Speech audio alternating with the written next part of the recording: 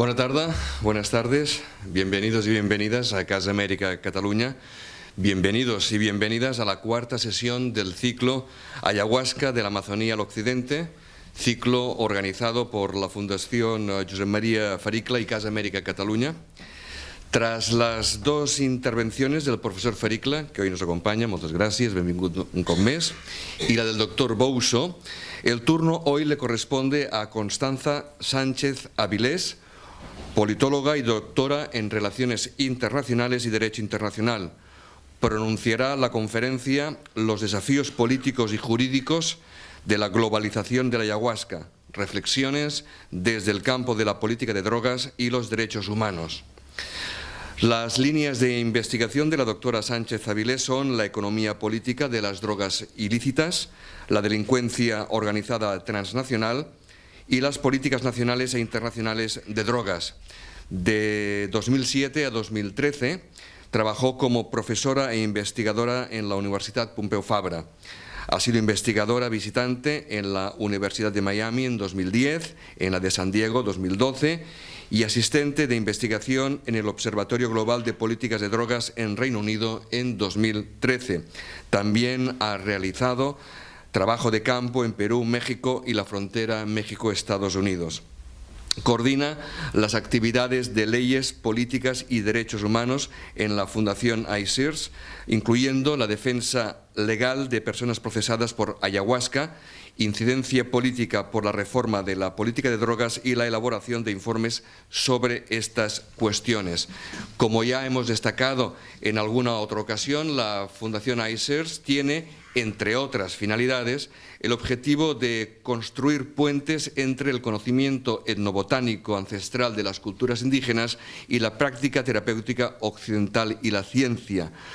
Recientemente, por cierto, han lanzado la iniciativa Fondo de Defensa de la Ayahuasca, que también coordina precisamente nuestra conferenciante de hoy y a la que creo que se referirá en algún momento de su intervención.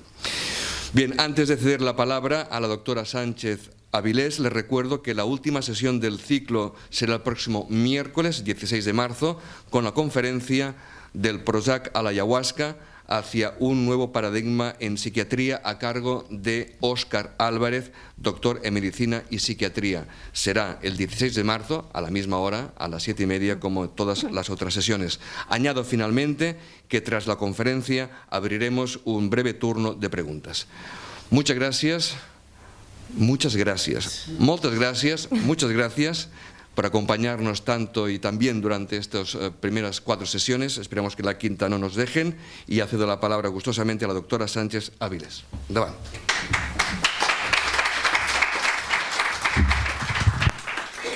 Muchas gracias, Francesc, por la presentación tan exhaustiva.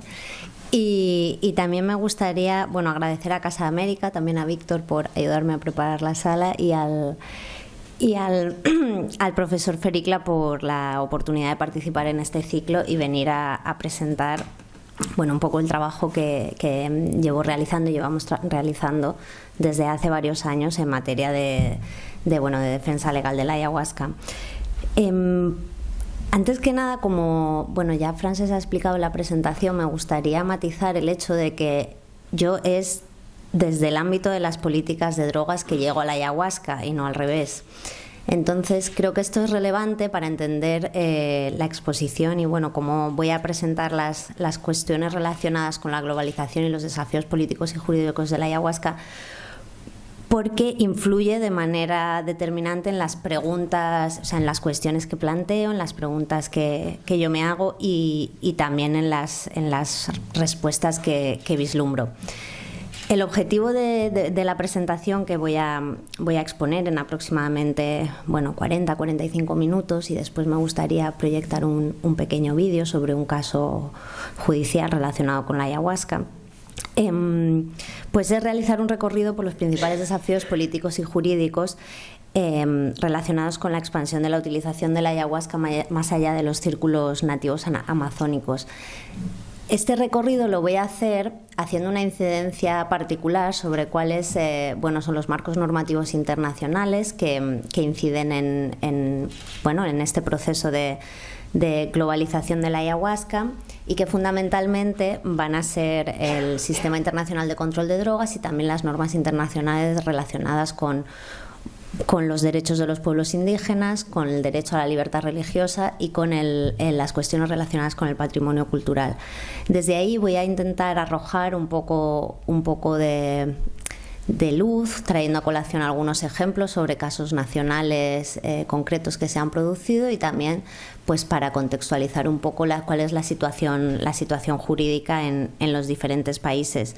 Hay que decir antes que nada que en general el estatus legal de la ayahuasca no está definido en prácticamente ningún país y bueno, hay una heterogeneidad muy amplia respecto a cómo se trata la ayahuasca desde un punto de vista político y jurídico en los diferentes países. Después me voy a detener un poquito más en el caso de España y de ahí pues me gustaría también pasar la palabra al público para un poco escuchar vuestros comentarios y vuestras preguntas. En primer lugar, y para hacer un poco una introducción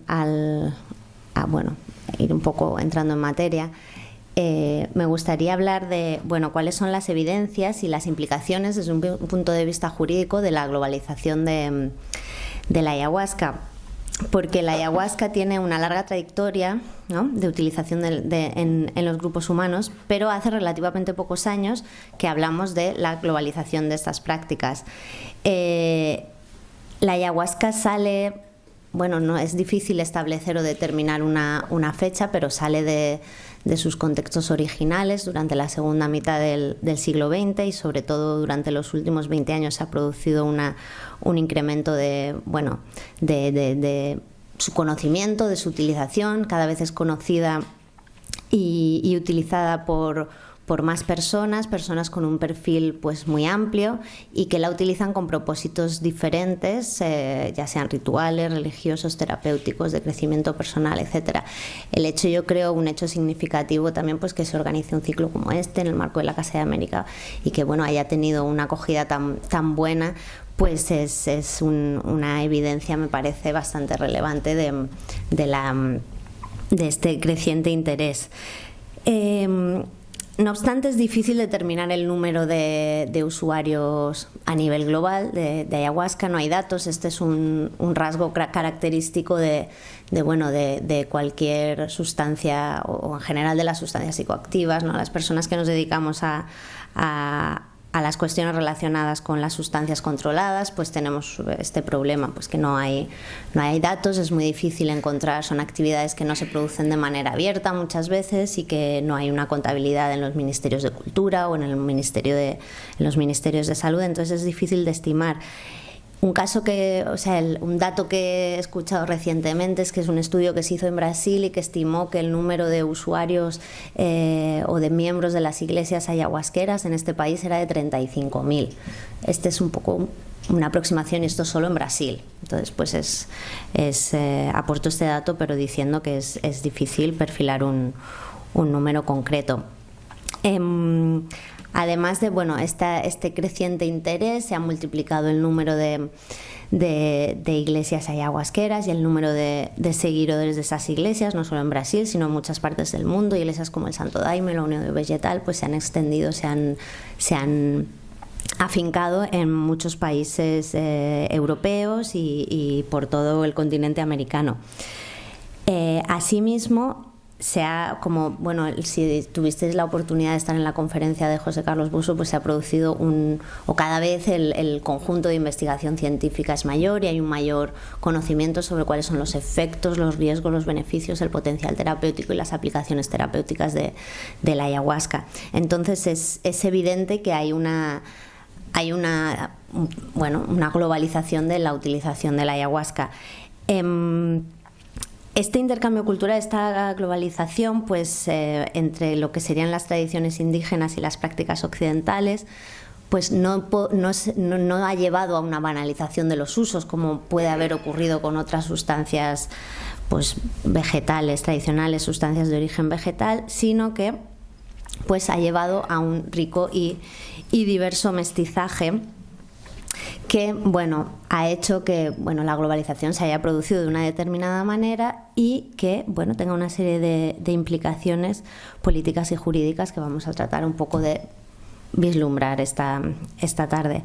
El punto un poco de partida para hablar de estas implicaciones es que se trata de unas prácticas tradicionales que se expanden a contextos no tradicionales o no nativos, si se quiere llamar así. Y a diferencia de otras sustancias, no se importa, como puede ser el caso de los hongos y los cibes, no se importa solo la utilización de la sustancia en sí, sino que se exporta, todo el ritual que acompaña a la ingesta de esta sustancia. Y esto en el caso de la ayahuasca va a ser fundamental, porque esta expansión que lleva consigo, esta expansión de la utilización que lleva consigo este ritual, se lleva a nuevos contextos donde las sustancias capaces de alterar la mente se encuentran estigmatizadas, no se entienden en los mismos marcos que se pueden entender en los contextos nativos, y son estigmatizadas, consideradas peligrosas, y se las suele tratar desde el ámbito de la salud, de la seguridad, y con una tendencia muy fuerte hacia la prohibición y hacia la criminalización.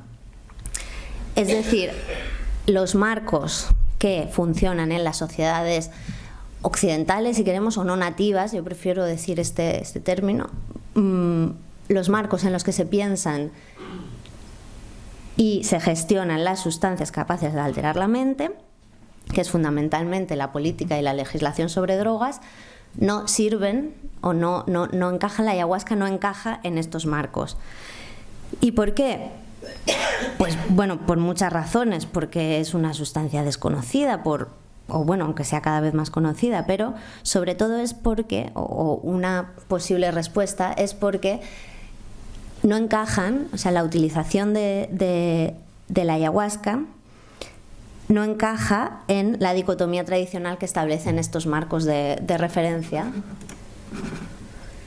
que son la diferencia entre los usos médicos científicos y los usos recreativos.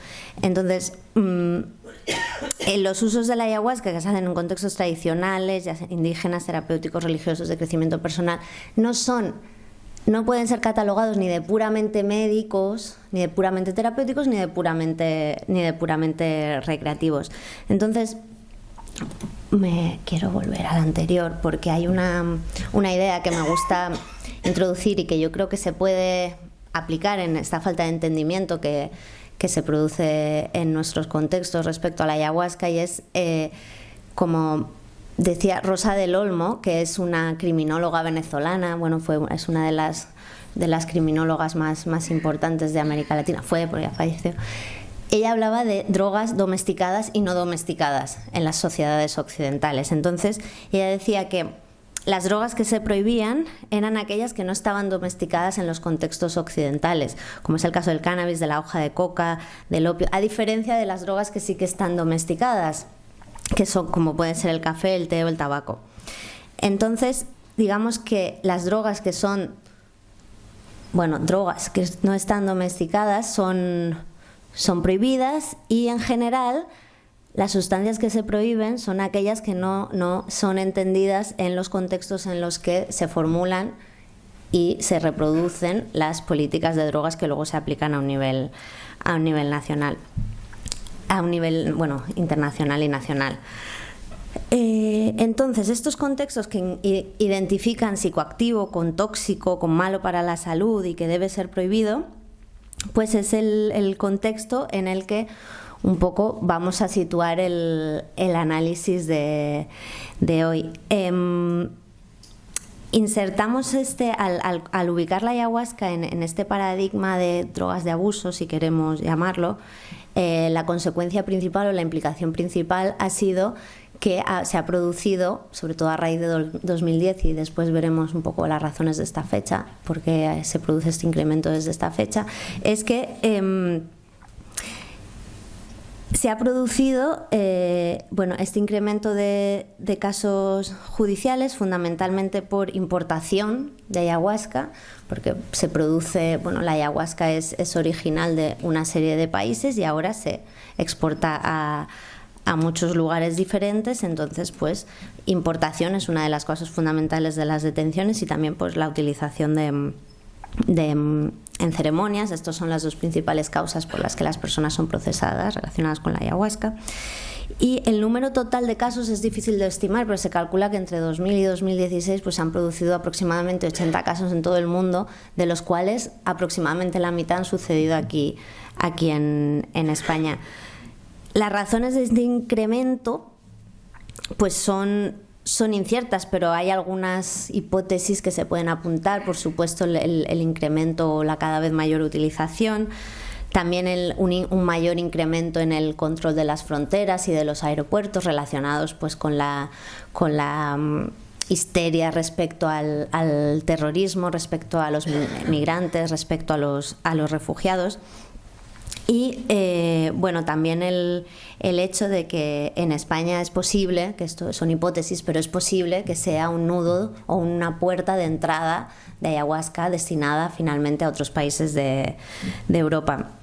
Entonces, este incremento de casos ha producido se ha traducido en la introducción de la ayahuasca en la agenda política o en la agenda de política de drogas. Pues realmente poco, y fundamentalmente una de las explicaciones que yo le doy es, y me lo traigo un poco del campo de los psicodélicos, es lo que se llama la trampa del daño insuficiente, ¿no?, que yo aplico a las sustancias controladas o a las sustancias psicoactivas de origen vegetal, y es que son un problema público demasiado pequeño como para suponer un desafío al sistema internacional de control de drogas. Es decir, no es un asunto considerado legítimo para entrar en la mesa de los debates de la reforma de políticas de drogas, que están ocupados con cuestiones relacionadas con el cannabis, con la cocaína, con los opiáceos, ¿no?, que generan violencia, muerte, etcétera, etcétera. Y en cambio, pues estas sustancias, los psicodélicos y también las sustancias de origen vegetal, pues no se consideran algo lo suficientemente significativo como para reconsiderar su estatus legal. De hecho, un aspecto relevante es que si una va por la calle y le pregunta a alguien si piensa que, por ejemplo, el cactus peyote o los hongos psilocibes o la ayahuasca en sí está prohibida, pues mucha gente dirá que sí, pero en realidad no. Entonces, ¿qué es lo que puede suceder? Pues que si el estatus cambia y realmente pasan a estar prohibidos, la verdad es que nadie va a demandar que eso no se haga, porque es que en realidad muchas personas piensan que ya está prohibido, ¿no? Entonces, este es uno de los... Y esto se piensa pues precisamente porque se ha llevado a este paradigma de drogas. ¿Cuál es un poco el origen de que la ayahuasca se marque en este marco? Pues yo lo llamo el pecado original de la legalidad de la ayahuasca. La ayahuasca es una decocción compuesta la mayoría de las veces por dos plantas, Banisteriopsis capi y la Psychotria viridis, la última de las cuales contiene el DMT, que es una sustancia fiscalizada en la lista 1 del Convenio de Sustancias Psicotrópicas de 1971. No obstante, la ayahuasca tiene esta sustancia que está fiscalizada, pero entonces la pregunta que nos podemos hacer es: ¿la ayahuasca es ilegal porque contiene una sustancia que está fiscalizada y está prohibida? ¿O si tenemos el todo que es legal, que sería la ayahuasca, el DMT que contiene es legal por estar en ella contenida, ¿no? La JIFE, que es el órgano fundamental encargado de vigilar la aplicación de los convenios internacionales sobre drogas y de monitorear que los países lo hagan de una manera apropiada, lo que ha dicho, y esto voy a entrar un poquito más en detalle después, es que la ayahuasca no está sometida a fiscalización internacional. Entonces, ¿por qué se producen las detenciones, ¿no?, si no está fiscalizada? por qué se producen las detenciones? Pues hay muchas respuestas que se pueden dar, pero fundamentalmente es la tendencia reduccionista a reducir toda la práctica cultural compleja que implica la utilización de la ayahuasca al hecho de que hay una sustancia, ¿no?, contenida en una decocción que se ingiere dentro de esta práctica cultural y que esa sustancia está fiscalizada, lo cual resulta cuanto menos desinformado y reduccionista, ¿no? Entonces, vemos que los estados, un poco para pasar al siguiente bloque, los estados han tenido o están teniendo que equilibrar las percepciones occidentales, si queremos llamarlo así, respecto del consumo de drogas con estos nuevos y en constante evolución usos de la ayahuasca. Y en la búsqueda de estas fórmulas nos vamos a insertar, pero antes me gustaría pasar a comentar el Sistema Internacional de Control de Drogas, que es, digamos, la base que va a encauzar estas implicaciones, ¿no?, de la globalización de la ayahuasca. No sé cuál es, digamos, el conocimiento, ¿no?, de las personas que están aquí. Entiendo que no todo el mundo a lo mejor está familiarizado con el Sistema Internacional de Control de Drogas o con las políticas de drogas más en general, pero solo unos apuntes que creo que es interesante introducir, es que las políticas nacionales de control de drogas son muy homogéneas en todos los países, ¿no? Son políticas muy homogéneas y no distinguen en general entre diferentes sustancias, entre diferentes contextos o entre diferentes tipos de utilización. Todas las políticas nacionales, y digo todas porque en un sentido muy literal, porque los convenios internacionales sobre drogas cubren el 95% de los estados y el 99% de la población mundial, entonces quedan fuera pues lo que serían 4 gatos. Todas se basan en el Sistema Internacional de Control de Drogas y cuyo principio fundamental o el eje que lo guía es que el consumo, la producción y el comercio de sustancias controladas debe limitarse a fines estrictamente médicos y científicos. Y en el resto de usos incluyen recreativos, rituales, religiosos, tradicionales, etc. El resto de usos debe ser perseguido y eliminado en aras de la salud moral y física de la humanidad, del bienestar de las personas y de la seguridad de los estados. Esto resumido, algo muy amplio, resumido de manera muy, muy rápida. Pero ahora bien, ¿este sistema de dónde viene? O sea, ¿las drogas han estado siempre prohibidas?, ¿no? Esto es una pregunta que es interesante porque, a no ser que haya alguien en la sala que tenga más de 100 años, que felicidades si ese fuera el caso, pero las drogas, la prohibición de las drogas tiene aproximadamente un siglo y es fruto, muy claramente es fruto de un conjunto de decisiones políticas que se adoptan en un contexto concreto, por una serie de potencias o de países internacionales del momento y en base a percepciones específicas, ¿no?, que tenían esos estados, que fundamentalmente eran estados occidentales. Y esta prohibición, ¿no?, estas decisiones políticas que llevan a la prohibición de las drogas, no solo se tomaron en base a criterios estrictamente relacionados con las sustancias, ¿no?, sino que tuvieron en cuenta consideraciones de tipo político, económico, geoestratégico, moral, etc. Entonces, los inicios de este sistema pues se datan en 1909, cuando se produce la Conferencia del Opio de Shanghái para tratar el problema del opio en China.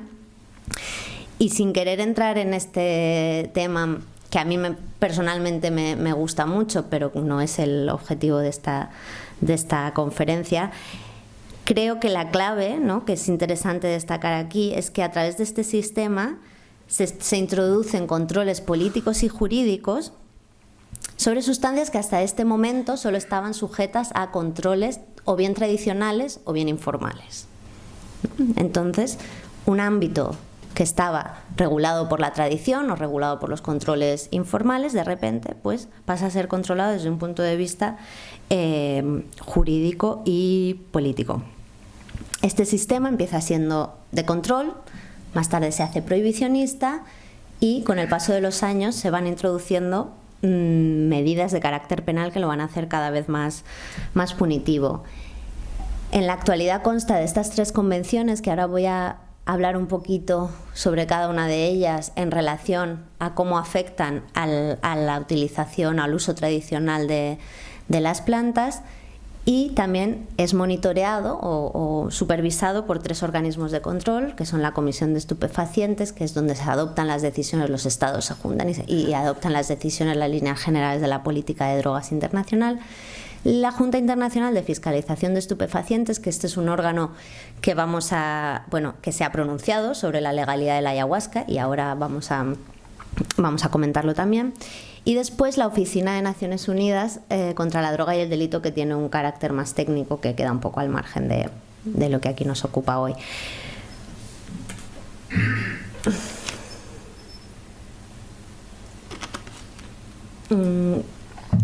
Comenzando, hemos dicho 3 convenciones internacionales. La primera de ellas es la Convención Única sobre Estupefacientes, adoptada en el 1961 y que se centra fundamentalmente en las materias primas de las cuales se obtienen los estupefacientes, que son la planta del cannabis, el arbusto de coca y la dormidera.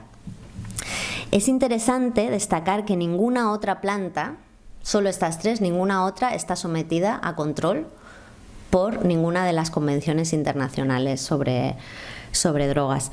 En esta convención, que no es muy relevante para el caso de la ayahuasca, pero es interesante considerarla porque son las sustancias más utilizadas, las sustancias controladas más utilizadas a nivel global, también hay un espacio para los usos tradicionales de estas plantas, que también, que tienen un uso tradicional, al igual que la ayahuasca, pues desde hace muchos siglos. Y el uso tradicional lo concibe como un uso casi médico que la aspiración que se debe tener es abolirlo. De hecho, en el artículo 49, que son las reservas transitorias, lo que un poco prevé, y de hecho da unos plazos para suprimir definitivamente el masticado de la hoja de coca, la utilización del cannabis y el uso casi médico del opio. El plazo que dio fue de 25 años desde la entrada en vigor de la convención, con lo cual se hubiera cumplido en el año 89.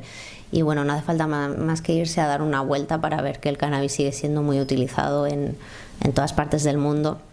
Y la hoja de coca también ha sido recientemente proceso de una reivindicación importante en el marco del sistema de control de drogas. Más relevante para la legalidad de la ayahuasca, o clave para la legalidad de la ayahuasca, es el convenio sobre sustancias psicotrópicas del 71. Este convenio está pensado no realmente para plantas, que hemos dicho que ya no hay más plantas en el sistema internacional. Está pensado para un poco dar respuesta a la alarma que surge en los años 60, 50, 60 sobre las sustancias psicoactivas de origen sintético, fundamentalmente pues el LSD, el MDMA, los estimulantes del tipo anfetamínico, ¿no? cuya utilización se expandió de manera importante en estas décadas. Pero hemos dicho, no somete a fiscalización ninguna planta, pero lo que sí hace es someter a fiscalización los principios activos con propiedades estimulantes o alucinógenas contenidos en estas plantas.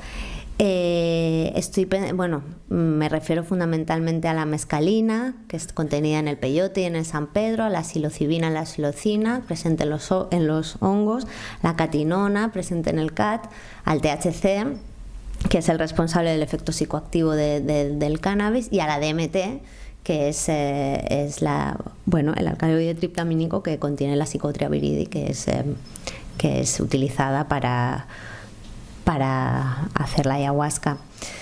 ¿Qué dice sobre los usos tradicionales? Pues estos usos se les confina un poco a la última parte del tratado, en las reservas, y lo que dice es que aquellos estados en los que en los que crezca de forma silvestre este tipo de plantas que contengan sustancias incluidas en la lista 1,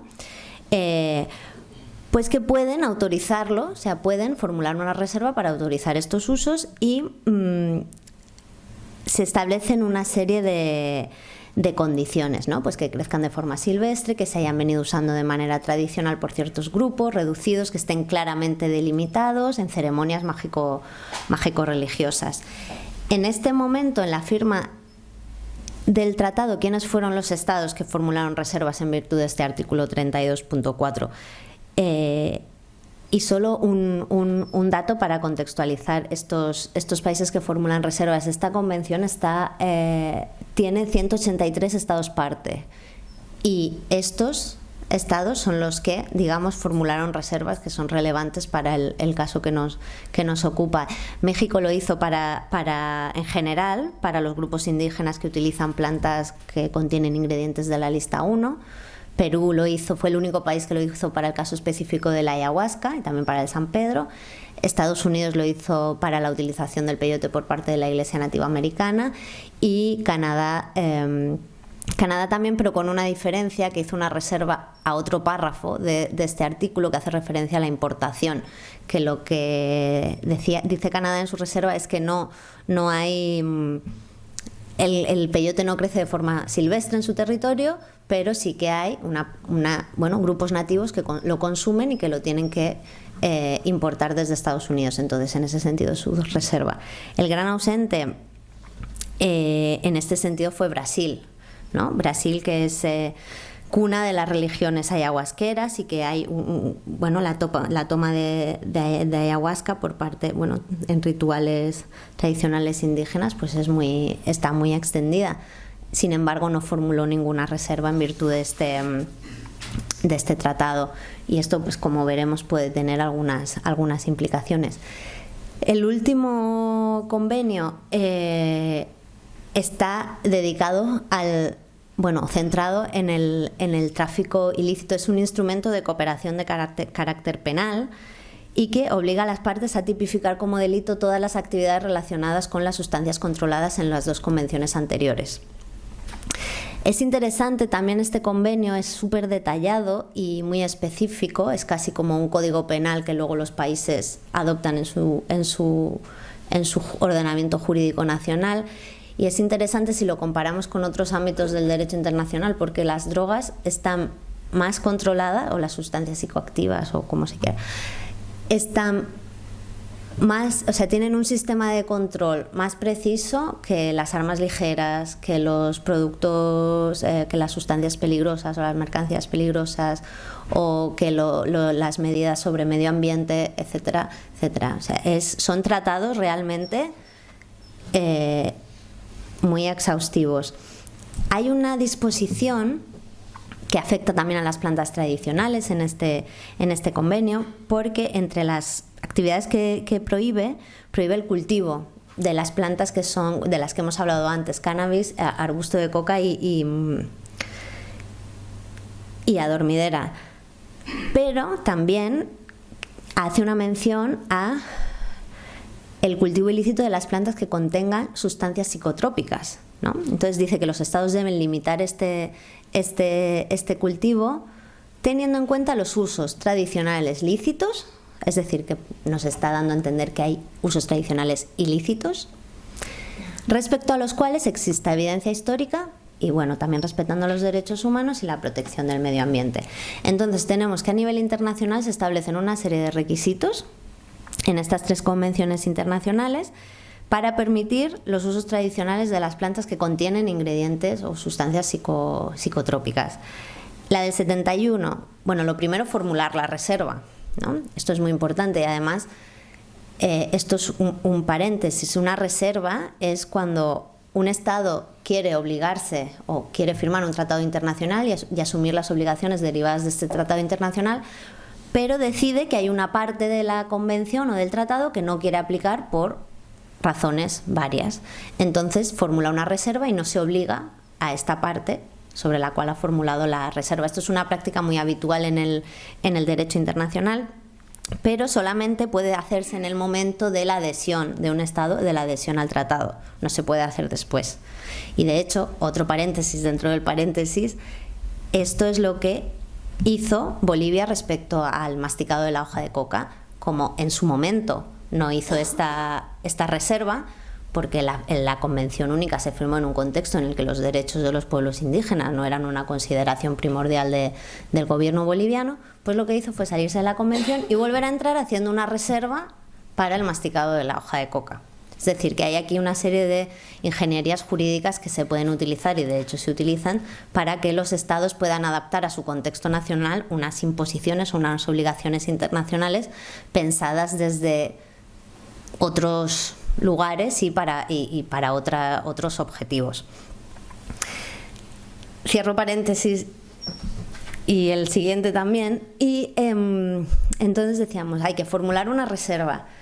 Luego también las condiciones de la Convención del 71 es que esté limitado esta utilización a ciertos grupos y territorios específicos en ceremonias o rituales, y además la Convención del 88 añade este nuevo requisito de la necesidad de documentar la evidencia histórica de esta utilización, lo cual, bueno, si estamos hablando de usos tradicionales o de usos indígenas que normalmente no tienen por qué estar documentados, o no hay un archivo desde el siglo XV que documente todo lo que allí pasaba, pues es un poco difícil de cumplir.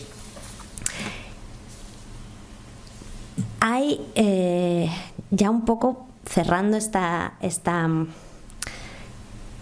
parte en la que me he detenido un poco especialmente sobre el Sistema Internacional de Control de Drogas, pues hay una serie de contradicciones o de implicaciones que yo identifico, y es que solo se permiten estos usos, ¿no? Cuando habla de larga trayectoria histórica, implícitamente está sugiriendo que las prácticas históricas son más auténticas o más legítimas que las manifestaciones más recientes, ¿no? Y además concibe la cultura como un conjunto estático y coherente ligado a un territorio específico, y lo que es interesante, o más interesante en mi opinión, es que asume que estas culturas tradicionales nunca serán capaces de expandirse ni de extender su influencia a otros territorios y otros contextos, que es lo que efectivamente está ocurriendo con el caso de la ayahuasca. Y además existe, ¿no?, transversalmente todo la convicción de que las preparaciones farmacéuticas preparadas, o fabricadas en Occidente, son más efectivas, son más seguras que las preparaciones tradicionales obtenidas de especies vegetales. Entonces, tenemos la conclusión que podemos sacar, ¿no?, de este recorrido, es que la ayahuasca no está fiscalizada según los convenios internacionales. Entonces volvemos al pecado original de la legalidad de la ayahuasca que comentábamos antes. La ayahuasca no está prohibida, no está fiscalizada, pero el DMT que lo contiene sí que está.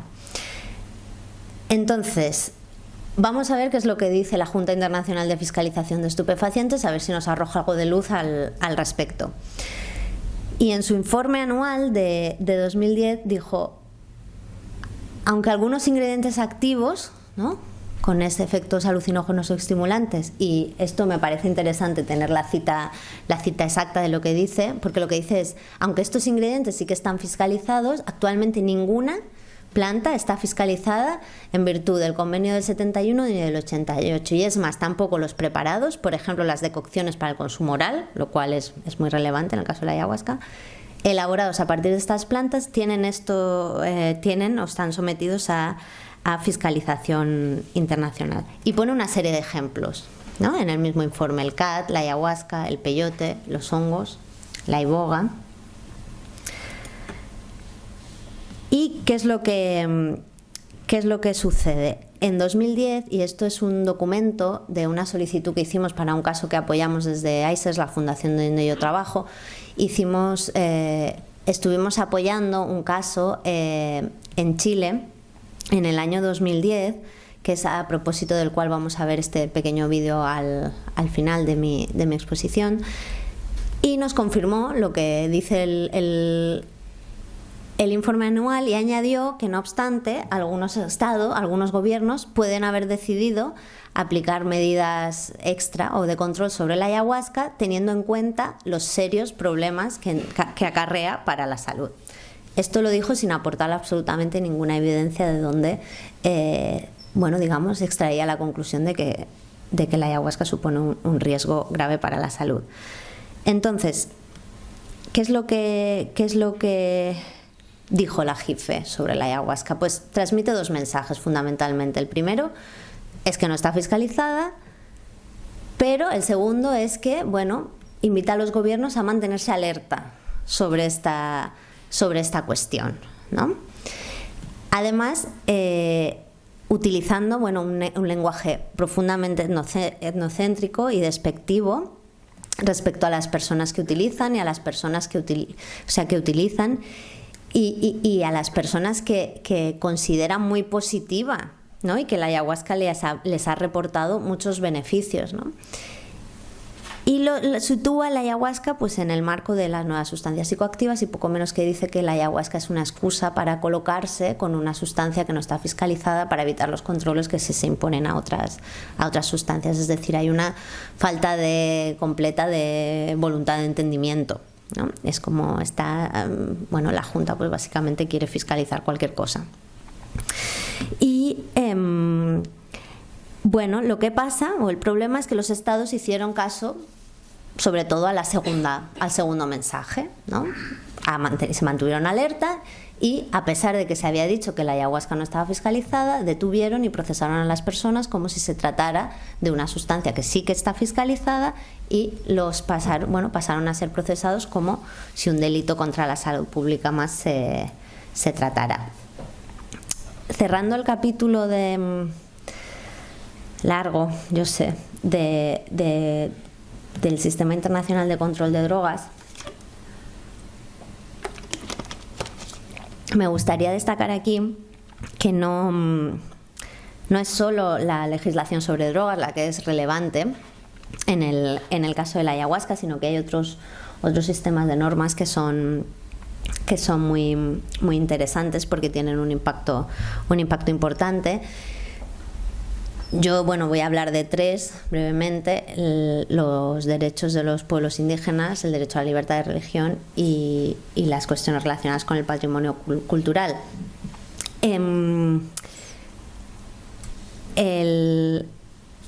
Los derechos de los pueblos indígenas es interesante traerlo a colación porque la dominación occidental que se ha venido ejerciendo sobre los pueblos indígenas, y esto lo digo así todo de una manera muy, muy general, y que si viniera un antropólogo quizá me cortaría así de pedacitos, pero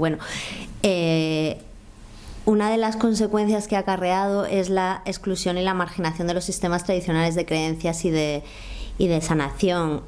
Es decir, el negar el potencial o la importancia del potencial curativo de las medicinas y de los tratamientos tradicionales. Además, el control de drogas desplaza a la ilegalidad o hacia el estatus legal incierto a las plantas curativas tradicionales como ha sido la coca, el cannabis, la ayahuasca o la iboga, y ha dificultado pues el pleno desarrollo de la medicina tradicional. Entonces, el derecho internacional ha llegado tarde, en mi opinión, a proteger los derechos de los pueblos indígenas, pero tenemos algunos instrumentos el fundamental es la Declaración de las Naciones Unidas sobre los Derechos de los Pueblos Indígenas, que no es un tratado internacional vinculante, es solo una declaración de Naciones Unidas, pero que sí reconoce el derecho de los pueblos indígenas a sus medicinas tradicionales y a tener sus prácticas medicinales y de sanación. Después tenemos el convenio de la OIT sobre pueblos indígenas y tribales, que sí que es un tratado internacional vinculante, pero solo lo han ratificado 22 estados, entonces tampoco es realmente muy, muy relevante, y los estados han tendido a tratar esta cuestión de los usos tradicionales y medicinales de los pueblos indígenas precisamente a través de las reservas en los convenios de control de drogas. Entonces, es así a través de este procedimiento que se han hecho las reservas al peyote, por ejemplo, en el caso de la Iglesia Nativa Americana, pero que no aplican en este caso no aplican a la ayahuasca. Además, bueno, hubo un caso en Estados Unidos bastante bueno, mediático, que fue la detención del Taita Juan, que es un taita colombiano muy conocido por las personas que, bueno, que están en el entorno de la ayahuasca, y que bueno, lo detuvieron y lo arrestaron por importación de la ayahuasca cuando viajaba desde Colombia a hacer una serie de ceremonias ahí a Estados Unidos. Entonces, finalmente fue liberado, pero es una muestra más de, bueno, la virulencia con la que se le trató es una muestra de que no se reconoce la ayahuasca, como no se le da un estatus similar al que se da, por ejemplo, el peyote para la Iglesia Nativa Americana en el caso de los Estados Unidos. El tema de patrimonio inmaterial, ya pasando a otro, pues también es relevante, porque las prácticas que incluyen ayahuasca son susceptibles de ingresar en esta categoría de patrimonio cultural o patrimonio inmaterial y ser reconocidas como tales tanto a nivel nacional como a nivel de la UNESCO. Aquí me gustaría detenerme en el caso de Perú, porque es el único caso en el que la ayahuasca es reconocida como patrimonio cultural de la nación, y bueno, es un país en el que el uso tradicional de la ayahuasca pues es legítimo y es legal. Y es interesante porque lo que regula la ayahuasca en Perú es la tradición, ¿no? Y desde el año, bueno, primero con la reserva que hizo para la ayahuasca al adherirse a la convención, y después con la declaración en 2008 de la ayahuasca como patrimonio cultural de la nación. Interesante el caso de Perú por este hecho, y además porque busca diferenciarse, ¿no? Y digamos poner una valla entre lo que son los usos tradicionales indígenas y lo que llaman, y este es un extracto de este documento, los usos occidentales descontextualizados, consumistas y con propósitos comerciales, ¿no? Es decir, que deja, y esto es una cosa bastante extendida cuando se regula, cuando algún país ha entrado a regular algún uso específico de la ayahuasca, es que al regular un uso dejas otros fuera de la legalidad, porque por ejemplo no está claro si el incremento del turismo ayahuasquero que vive Perú hoy en día y lo que implica el incremento del comercio de ayahuasca que implica, pues sí está regulado dentro de este marco o no. Y esto es algo pues que el gobierno de Perú pues debería un poco considerar, y quizá lo está empezando a considerar, pero de momento no ha tomado ninguna acción al respecto. Por último, hablamos de otro marco normativo, que es del derecho a la libertad de conciencia y religión, que también está contemplado en la Convención del 71, pero que es un derecho reconocido de manera amplia en todas las sociedades democráticas, y que es un derecho clave dentro de los convenios internacionales en materia de derechos humanos. Se suele formular en todos estos convenios internacionales, el Convenio Europeo, la Convención Americana y el Pacto Internacional de Derechos Civiles y Políticos, de la misma manera. Es decir, se reconoce el derecho a la libertad de religión, pero se introducen ciertas limitaciones al ejercicio de este derecho, siempre que estén previstas por la ley y sean medidas necesarias en una sociedad democrática, pues para la protección de la seguridad, de la salud o de la moral públicas. En este sentido también es interesante diferenciar entre lo que es el derecho a la libertad de pensamiento, de conciencia y religión, y la manifestación de esta libertad, que es donde entrarían, ¿no?, la utilización de la ayahuasca con fines religiosos.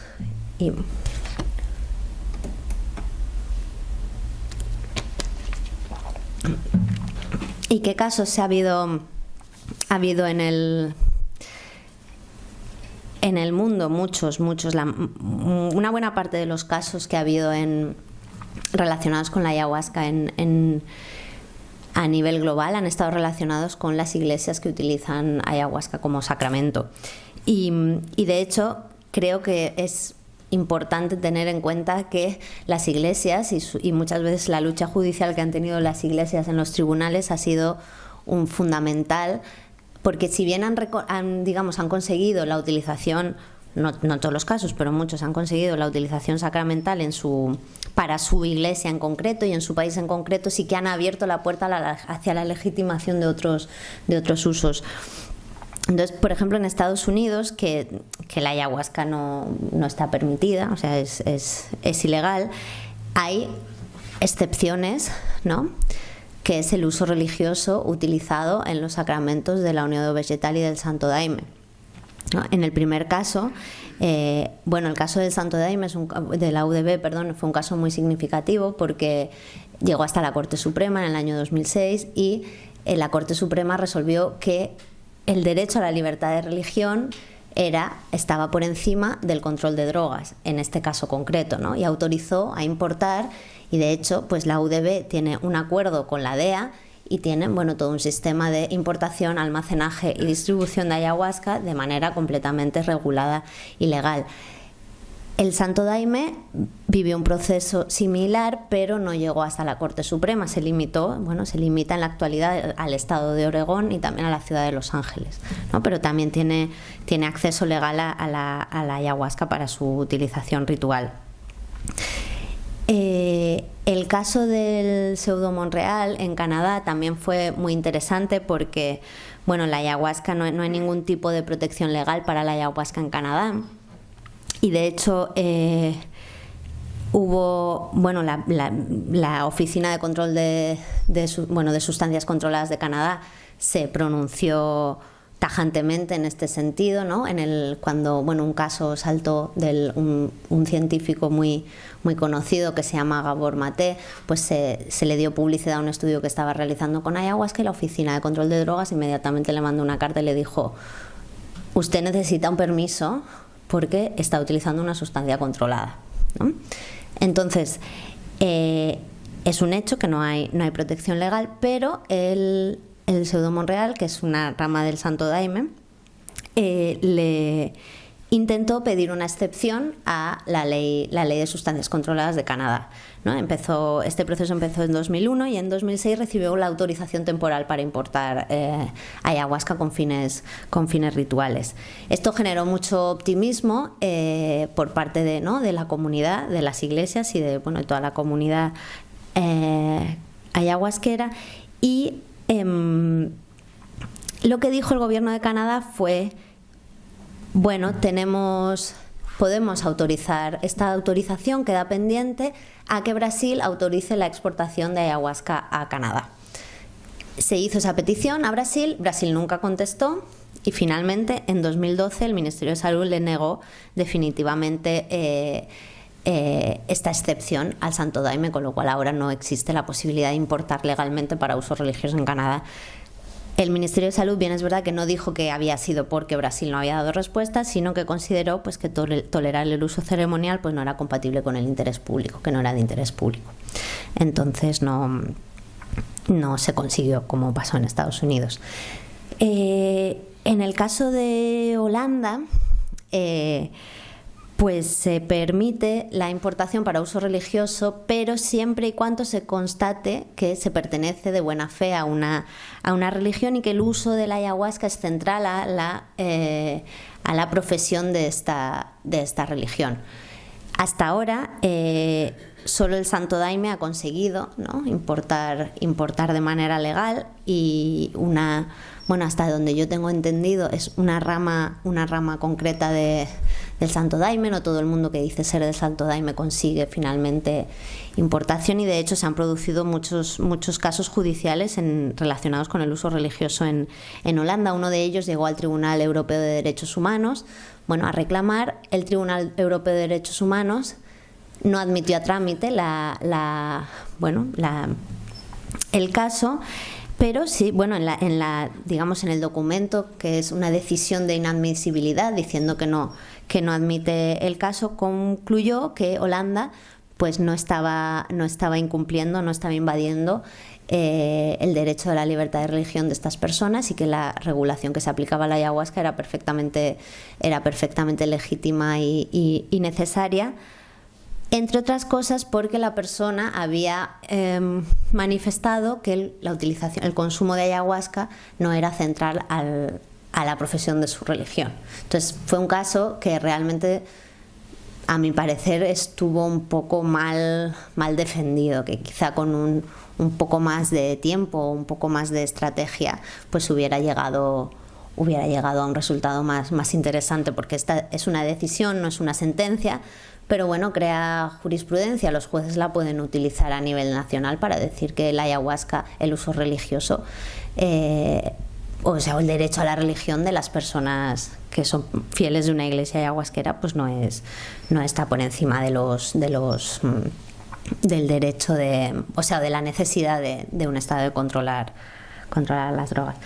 En España ha habido muchos casos relacionados con religiones, sobre todo el Santo Daime y la UDB, pero ninguno de ellos, si bien todos han resultado en absoluciones, ninguno de ellos ha entrado a valorar la cuestión del derecho a la libertad de religión. En realidad han sido absueltos por motivos diferentes, fundamentalmente pues porque se consideraba que la ayahuasca estaba destinada al consumo personal o a un consumo dentro de un grupo reducido. Esto no está criminalizado en España, y la jurisprudencia del Tribunal Supremo así pues lo avala.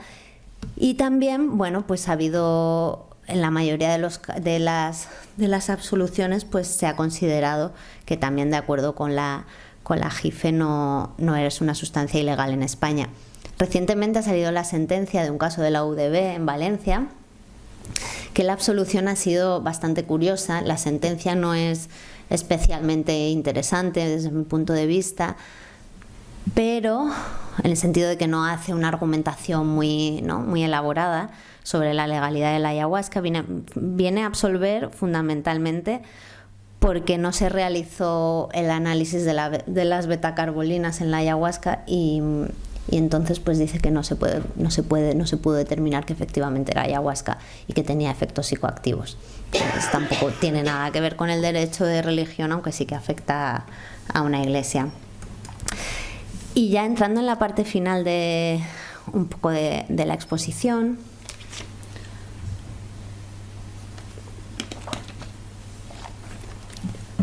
y antes de pasar un poco a comentar el caso de España, decir que el tratamiento a nivel nacional, el tratamiento jurídico, es extremadamente heterogéneo y que varía mucho en función de cuál sea la jurisdicción, por supuesto, y de si estamos hablando de usos en un contexto religioso, ritual tradicional o los nuevos usos de la ayahuasca.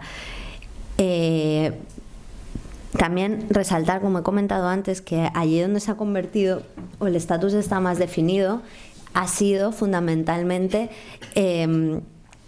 gracias, el reconocimiento de las personas que utilizan ayahuasca no ha sido debido o al resultado de políticas públicas proactivas por parte de los gobiernos, sino que ha sido más bien producto de decisiones judiciales a raíz de que haya habido un caso determinado y que han sido muy trabajados desde las personas aglutinadas alrededor de la defensa, como han sido los casos que comentaba antes de las iglesias. Yo identifico tres grandes tipos de estatus legal nacional, que uno es que existe. El primero sería donde hay un vacío legal, no está definido el estatus legal de la ayahuasca, ahí se incluye España y se incluyen la mayoría de países del mundo, aunque ha habido, como comentábamos antes, algunos casos, sentencias judiciales que permiten vislumbrar un posicionamiento tanto de los jueces como de los gobiernos. El segundo tipo es allá donde hay una prohibición específica, que el único país donde hay una prohibición específica es Francia, desde el año 2005, y a raíz de un caso del Santo Daime. que finalmente, bueno, las personas implicadas resultaron absueltas, pero causó una gran alarma, se vinculó a la utilización de ayahuasca con los cultos de tipo sectario y la ayahuasca está muy estigmatizada en este país. Y en 2005 pues se incluyó en las listas de control de sustancias controladas no solo la ayahuasca, sino también las plantas que se utilizan en la decocción de la ayahuasca y los principios activos, sobre todo los alcaloides armalínicos. También está controlado todo. O sea, no hay manera de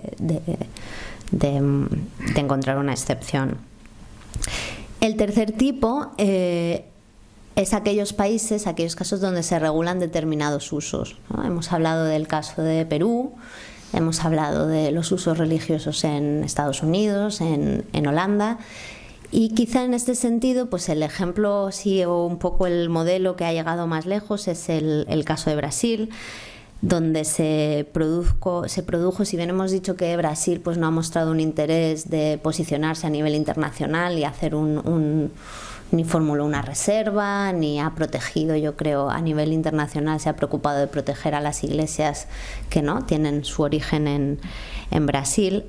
Sí que abrió en los años 80 un proceso participativo muy amplio, donde se consultó a muchos grupos y se consideraron un abanico de cuestiones muy, muy amplia, con el objetivo de avanzar hacia el reconocimiento de las iglesias ayahuasqueras y establecer una serie de parámetros regulatorios que culminaron en el año 2010 en una resolución del Consejo Nacional de Políticas de Drogas que regula el uso religioso y ritual a través de una serie de normas y de principios éticos que deben seguirse.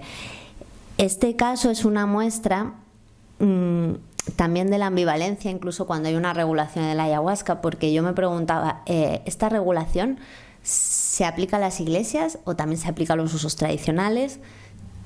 Dudaba de leer el documento porque realmente no es fácil de sacar esta conclusión y pregunté a personas brasileñas que son expertas, en concreto a una investigadora que se llama Bia Labate, y le pregunté y ella me dijo que no está claro si se aplica o no se aplica a los usos más allá de las iglesias. Entonces es que es realmente difícil desde los parámetros tradicionales de los que se vienen un poco gestionando las cuestiones relacionadas con este tipo de sustancias, pues llegar a cubrir toda la serie de espectros y de abanico de contextos en los que se utiliza la ayahuasca. Un poco vuelvo al tipo 1, que sería donde el estatus legal no está definido, para hablar ya por fin y concluir sobre el caso de España, que en contra de la tendencia generalizada de que la ayahuasca es legal o pues el estatus legal aquí tampoco está definido. Y el DMT sí que está fiscalizado y de hecho, como comentaba antes, se han producido numerosos casos relacionados con la importación y con la utilización de la ayahuasca. La mayoría han sido bien archivados antes de llegar a juicio o bien han resultado en sentencias absolutorias. Cuestiones relevantes de la legislación o normas relevantes. El consumo y la posesión para el consumo personal no está criminalizado, de sustancias controladas no está criminalizado en España para ninguna sustancia, excepto si se produce en los lugares públicos, que tiene una sanción administrativa de acuerdo con la Ley de Seguridad Ciudadana.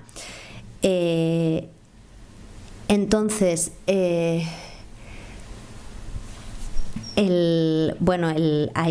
un Real Decreto que se desarrolló tras firmar la Convención del 71 que somete a fiscalización las sustancias fiscalizadas en esta convención, porque la ley española no tiene un sistema de listas en las que se especifican las sustancias, sino que se remite a los convenios internacionales. Entonces el DMT se encuentra sometido a control nacional, efectivamente.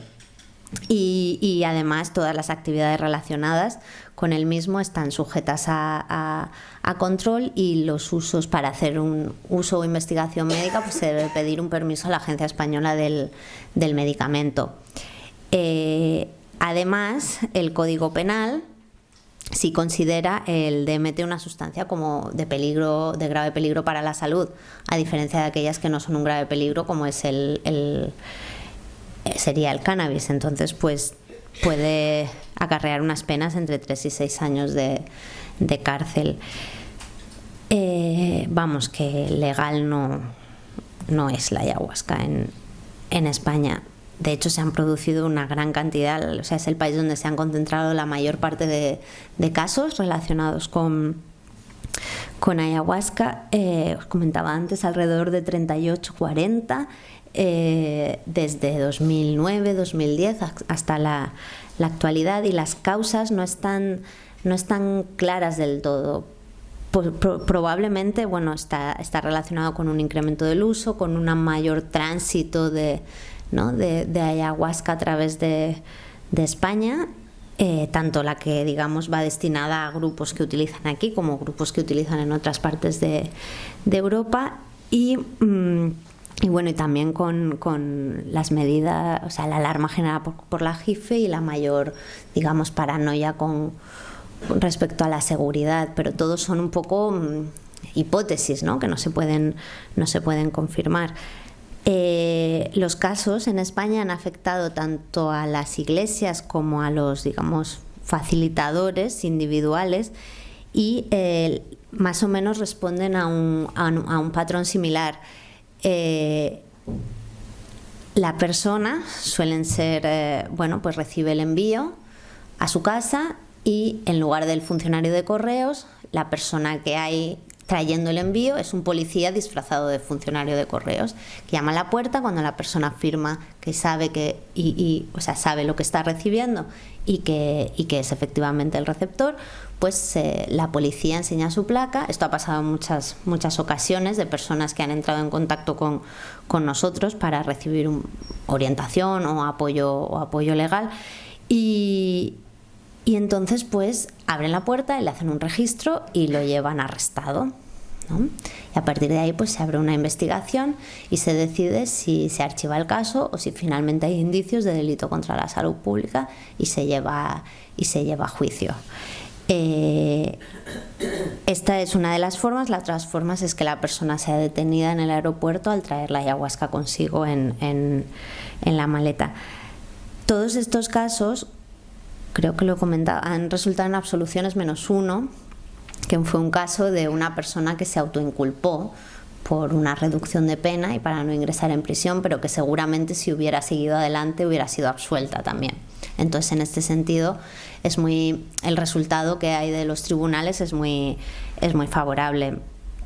Y bueno, como decía antes, no siempre se ha considerado que sea porque la ayahuasca es legal, sino que más bien pues se consideraba que la ayahuasca iba destinada al consumo personal o consumo compartido. E incluso en 2013 una sentencia aquí en España pues se llegó a considerar que no había evidencias para considerar la ayahuasca una sustancia perjudicial para la salud y una amenaza para la salud pública. Esto fue más allá en el caso de la sentencia de Chile, que es el caso que sobre el que he traído este pequeño clip de vídeo, que podemos decidir si vemos el vídeo o si queréis abrir el debate a las preguntas, porque veo que tampoco hay mucho tiempo. No sé lo que... Una pregunta pequeñita, ¿es a través de denuncias se hacen los casos? Sí, normalmente pero no denuncias de otras personas. A veces es la propia fiscalía que abre la investigación porque interceptan la sustancia, ¿no? Y entonces abren la investigación. Normalmente es más así que porque otra persona denuncie a alguien que está organizando sesiones. Sí. Y bueno, lo que decía, y ya con esto termino, es que en este caso de Chile, la sentencia fue todavía más allá, porque no solo reconoció que no era un grave riesgo para la salud, sino que además consideró que había reportado múltiples beneficios a las personas que participaron en las sesiones de las dos personas implicadas en el caso. Entonces, si os parece, podemos pasar a ver este pequeño vídeo. Bueno, este corto vídeo, no sé si... ¿Le doy? Vale.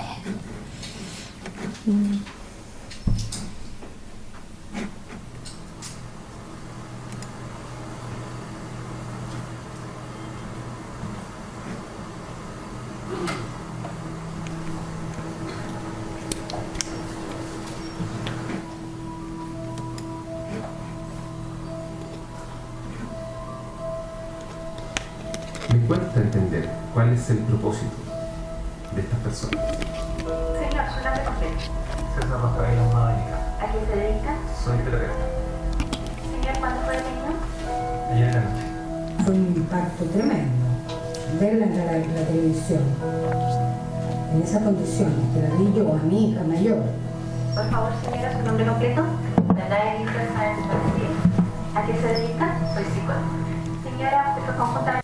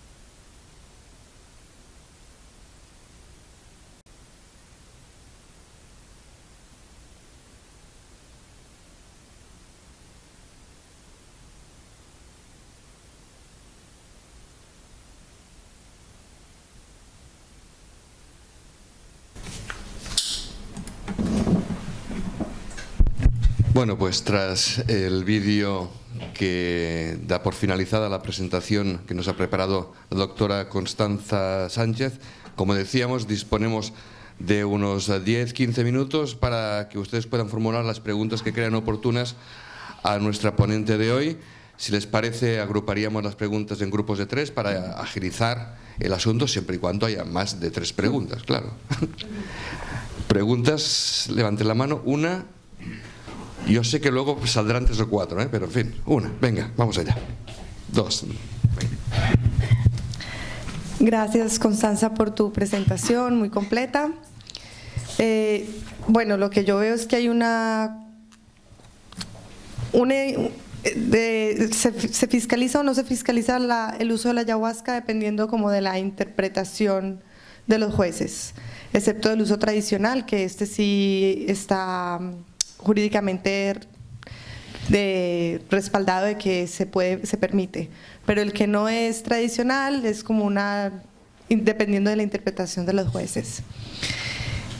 ¿Qué se está haciendo o qué estáis haciendo vosotros para que haya como más coherencia, que no sea esta libre interpretación de los jueces con respecto al uso de la ayahuasca fuera de contextos tradicionales? Vamos a por la segunda. Hola, buenas tardes. La pregunta era si aquí en España se podría dar un caso parecido al que hemos visto en el vídeo, puesto que el consumo propio en un ámbito privado, incluso aunque sea compartido, si la ley ampararía ese ámbito privado ante el consumo, ¿no? ¿Alguna pregunta más? La tercera.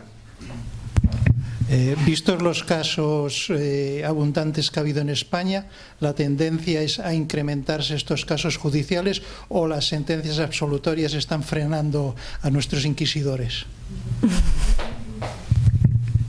Vamos a dar respuesta ya, si le parece, doctora Constanza, a las 3 preguntas y luego, si hay más, añadimos. Voy a empezar por la segunda y la tercera, que creo que se pueden contestar de manera... El caso de Chile, que acaba de salir en el documental, o sea, en el tráiler del documental, que por cierto no lo he dicho, pero un poco para hacer referencia al autor, es el tráiler de un documental que está en fase de postproducción y que el título de trabajo es Ayahuasca Operación Ignorancia, y que está dirigido por Benjamín de Loenen, que es el director ejecutivo de la Fundación ICERS, que es donde yo trabajo. Este caso que pasó en Chile es muy similar a otros casos que se han dado en España. De hecho, el patrón es muy parecido. Son facilitadores o personas que hacen este tipo de utilización para grupos reducidos y que en un envío, bueno, o bien en el momento que traen de viaje, vuelven de viaje y traen consigo la ayahuasca, o bien se la envían por correo y se la incautan y les detienen. Es un caso bastante, o sea, el patrón es muy parecido. La diferencia es que la defensa de este caso incidió mucho, no tanto en la cuestión de que no era una sustancia fiscalizada, sino que intentó desmarcarse del marco de legislación sobre drogas y incidir más en los aspectos culturales y los beneficios terapéuticos para las personas que participaban en las sesiones. Y de hecho, lo que un poco a mí me ha confirmado el abogado de este caso es que esta sentencia no genera jurisprudencia, pero es tan contundente en el hecho de decir, o cuando afirma, que la ayahuasca no está fiscalizada en Chile y que además había sido beneficiosa para las personas que participaban, que es muy raro que otro fiscal se aplique en perseguir a las personas que hagan un uso similar al de los protagonistas de este caso. Entonces se puede considerar que, aunque no esté regulada ni legalizada, pues que seguramente a las personas que utilizan ayahuasca en Chile pues las van a dejar en paz, al menos de momento. Entonces casos en España similares ha habido muchos en este sentido. La tendencia, ostras, esa es una buena pregunta, pero es que no tengo una respuesta, porque yo, y esto quizá también enlaza un poco con la pregunta de la primera de las preguntas de Luz, es que yo, o sea, digamos que gran parte de mi trabajo consiste en apoyar o en dar apoyo a la defensa y a la estrategia de personas que han sido procesadas por actividades relacionadas con ayahuasca. Y es que cada vez tenemos o recibimos más peticiones de ayuda, bueno, en España, pero no solo en España, también en muchas partes, procedentes de muchas partes del mundo, sobre todo de Europa. Tenemos ahora personas que están siendo procesadas en Israel, hay varios casos, en Polonia, en Alemania, en Suiza, en Dinamarca, no sé, bueno, cada uno está en una fase diferente y está bueno, tiene unas perspectivas diferentes, pero yo diría que es que no me atrevo a decir si la tendencia es ascendente o se mantiene. Yo creo que en algún momento, si la cosa sigue como está, en algún momento parará, porque tampoco a las instituciones les interesa invertir recursos en empezar casos que luego van a ser absoluciones, porque pero de momento, a no ser que algún caso llegue hasta el Supremo y que sea realmente contundente en que esto no se tiene que perseguir más, aunque no haya una política pública proactiva que lo regule, seguramente pues hay riesgo. Yo creo que hay riesgo de hecho, y esto estoy hablando de a lo mejor hace 2 semanas, me escribió una persona que volvía de Perú que quería traer ayahuasca y se la interceptaron. O un caso que tenemos que no es relacionado con ayahuasca, pero es relacionado con mambe, que es un preparado hecho con hoja de coca. Pues una persona a la que también estuvimos intentando apoyar para que se archivara el caso, trajo consigo 2 kilos de mambe y desde Colombia, y no solo no le han archivado el caso, sino que le piden 5 años de cárcel. O sea, le están prácticamente condenando, o sea, procesando como si fueran 2 kilos de cocaína. Entonces hay riesgo. También es verdad que yo tengo una deformación, porque el día a día lo que estoy viendo es esta parte, ¿no? Entonces hay una gran parte que escapa, digamos, del ojo de la ley, del ojo del gobierno. Pero claro, la que yo veo es precisamente esta. Entonces, en mi opinión, pues la tendencia tampoco se está reduciendo. Sigue habiendo juicios, sigue habiendo aprehensiones. Y contestando también, volviendo a la primera pregunta, realmente, o sea, la ayahuasca en sí no está fiscalizada, independientemente de si el juez concluye si está o no está. No sé si me explico. Pero en ese caso, yo creo que lo interesante es que si una persona está implicada o tiene de repente se encuentra con el sistema de justicia enfrente, que esta es otra cosa que yo veo que le pasa a las personas que se ponen en contacto con nosotros, es que son personas que están viven, o sea, su realidad es completamente al margen de lo que es el sistema de justicia penal. Entonces, y muchas veces pues tienen una vida que, bueno, pues están más, digamos, más dentro de consideraciones espirituales, de consideraciones de otro tipo, y no están acostumbrados a lidiar, y de repente se ven con el muro del sistema de justicia, del sistema de justicia penal, que no hay quien lo entienda. Entonces pues se asustan muchísimo. Y en este caso lo que nosotros hacemos y que estamos intentando un poco profesionalizar con el lanzamiento de esta iniciativa del Fondo de Defensa de Ayahuasca es, primero, dar información, ¿no?, a las personas que la soliciten, proveer de todo tipo de documentación, tanto existente como de producción propia, en el sentido de informes periciales, o también, por ejemplo, José Carlos, quien dio la charla hace unas semanas en este ciclo, ha ido muchas veces a hacer de perito en juicios relacionados con la ayahuasca para explicar cuáles son los efectos farmacológicos y los posibles riesgos, los beneficios, etcétera. Y también lo que hacemos es intentar, bueno, apoyar y construir una estrategia que vemos que ha funcionado en otros casos, en otros países. sobre un poco la base de que si hay nuevos casos y todos tienen sentencias absolutorias, eso puede hacer que los casos vayan a menos también, ¿no?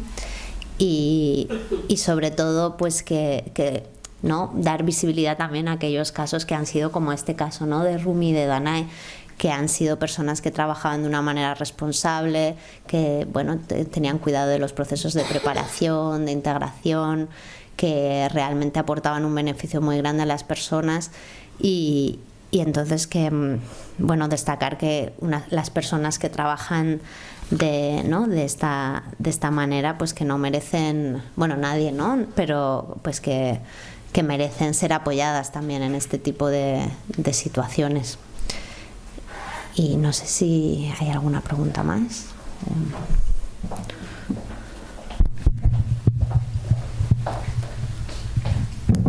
Gracias por la charla, magnífica charla.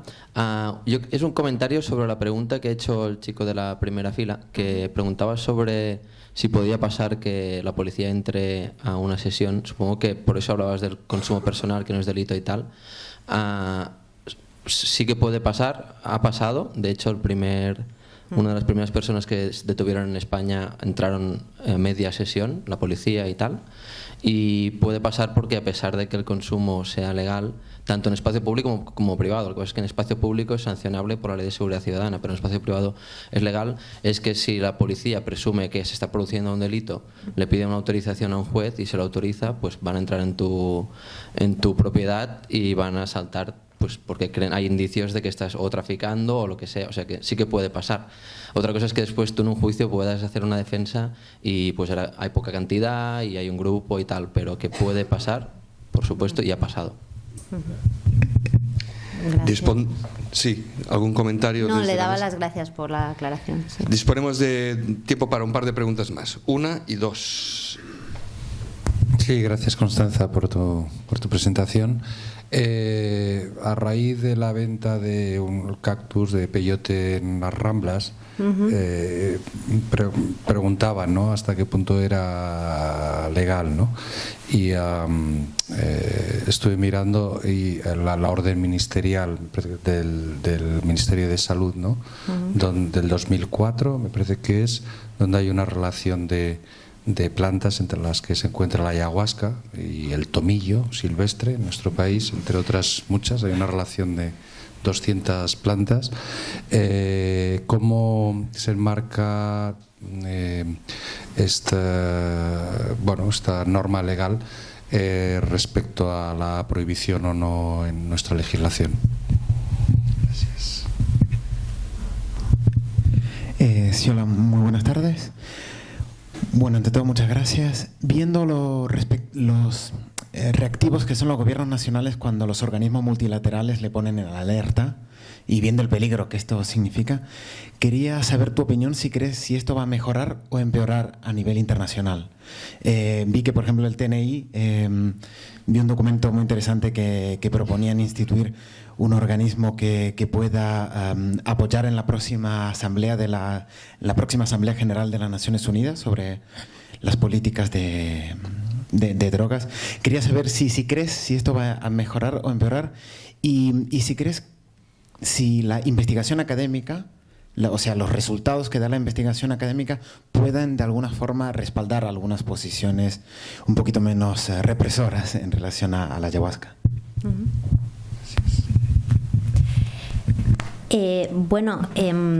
Respondiendo a la primera pregunta, según yo tengo entendido, esta orden ministerial nunca entró en vigor, ¿no? Entonces no se aplica, digamos, no tiene relevancia. Fue una especie de respuesta que se dio, pero no.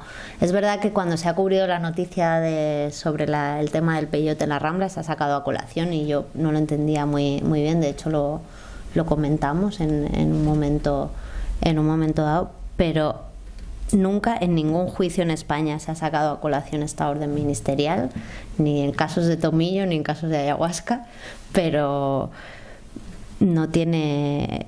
Lo que aplica en términos de peyote es similar a lo que aplica en términos de ayahuasca, ¿no? No son las leyes de drogas y las leyes y el marco internacional. Entonces no sé muy bien, este es un tema que merece la pena investigar un poco más, de por qué se produjo esta orden y por qué después se retiró, porque no se sabe muy bien. Y yo la verdad a veces a las personas que he preguntado tampoco nunca he conseguido una respuesta y nunca le he dedicado el tiempo suficiente a ver qué es lo que pasó. Y luego, respecto a mi opinión de si va a mejorar o no va a mejorar la situación a nivel internacional y de si la investigación científica puede ayudar, la investigación científica lleva muchos años también hablando de las propiedades terapéuticas del cannabis medicinal, y parece que los organismos de control de drogas tampoco todavía ahora están empezando a hacer un poco de caso, pero la evidencia científica no ha sido una consideración a la hora de gestionar las sustancias fiscalizadas. No han sido consideraciones basadas en evidencia científica, desgraciadamente, en mi opinión. Entonces, que ayude, yo creo que ayuda que exista evidencia, por supuesto, que sea positiva, porque siempre tienes una capacidad muy superior de respaldar una posición política que te parece más justa y más legítima. Ahora que existe evidencia científica, también existe mucha evidencia científica sobre que el masticado de hoja de coca no es perjudicial para la salud, sino bien al contrario, tiene unas propiedades nutricionales, medicinales, aparte de las vinculadas a las prácticas comunitarias, a la integración de la comunidad, que nunca el sistema de control de drogas ha tenido en cuenta. Yo creo que en general se ha abierto desde hace unos años un periodo hacia la reforma y hacia la apertura de las políticas de drogas, ¿no? Se ha bajado los niveles de punición, se han reducido en muchos contextos, pero la prohibición sigue ahí. Y es verdad que esta Asamblea General es un momento histórico, o parecía más histórico hace un tiempo que ahora, porque parece ser que tampoco va. Pero es cierto que en materia de cannabis las cosas están dando mucho la vuelta. Y esto es positivo para todas las sustancias controladas en general, y también para aquellas que están en este limbo legal como es la ayahuasca. Yo creo que uno de los esfuerzos también que estamos haciendo en ICERS es tratar de tender puentes entre el campo de la reforma, o sea, del activismo en políticas de drogas, y el campo de la ayahuasca, ¿no? Y de las plantas tradicionales, que son campos que hasta hace poco tampoco se miraban mucho porque no se interesaban mucho, por aquello que hablábamos de la trampa del daño insuficiente, y pues ni a uno le interesaba el otro ni al otro le interesaba el uno. Ahora esto se está empezando a cambiar, y de hecho yo soy un poco un ejemplo, ¿no?, de esta confluencia, porque yo me dedicaba a cuestiones relacionadas con las drogas, pero de otro tipo, de cuestiones relacionadas con tráfico, crimen organizado, violencia, justicia penal, y ahora pues digamos estoy en este ámbito, pero desde ahí, ¿no? Cada vez somos más personas que desde un lado y otro pues confluimos, y entonces yo tengo una perspectiva optimista, por supuesto, pero todavía queda un poco de tiempo. ¿Hay alguna última pregunta? Un comentario era el enfoque que te decía era saber. Bueno, el enfoque que te decía del consumo en entorno privado era para saber si se podía enfocar el ayahuasca igual que se están enfocando las actuales asociaciones de consumo de cannabis, ¿no? Intentar un espacio en el que no solo tuviera que ser religioso, sino que cada uno pudiera decir personalmente por qué quiere consumir esa sustancia u otra, ¿no?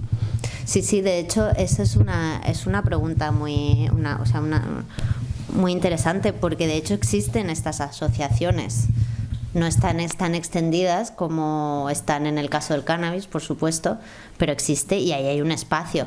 Lo que pasa es que precisamente recientemente, en concreto el verano pasado, el Tribunal Supremo se ha pronunciado de una forma más restrictiva respecto de los clubes sociales de cannabis. Entonces ya hay muchos que están cerrando y la protección no es tan la protección o la falta, digamos, o la tolerancia que existía antes, pues ahora no existe. Entonces, sí, bueno, por muchas razones, por supuesto, pero claro, ahí hay una puerta de conseguir ayahuasca de una forma legal en el marco español, que es muy particular también, pero sí hay una vía, sí. Bueno, pues si me permiten, me parece más oportuno terminar con la penúltima de las respuestas de la doctora Constanza cuando hablaba de sensación de reforma y apertura. Nos vamos a quedar en este punto, que es uno también de los motivos por los cuales ustedes vienen aquí y están siguiendo este ciclo. Les esperamos, les recuerdo, el próximo miércoles, día 15, cuando celebraremos la última de las sesiones programadas de este ciclo que de forma extraoficial llamamos Si es miércoles, toca ayahuasca. Moltes gràcies, bona nit.